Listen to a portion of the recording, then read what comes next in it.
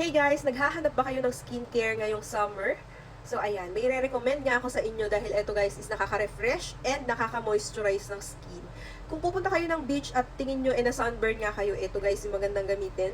Aloe Vera Soothing Gel ni Ever Organics. And guys, meron silang travel size. Kung magta-travel kayo, pwede niyang ito nga yung dalihin nyo para mas madali siyang bitbitin at hindi na itong nakatab.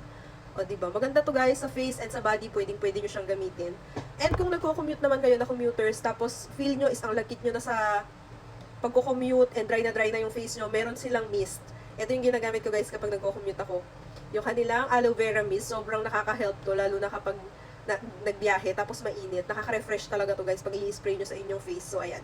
And para naman sa repair ng skin, meron din silang snail na moisturizing, ayan, facial sheet mask, and syempre yung kanilang Sika na repair. Ayan.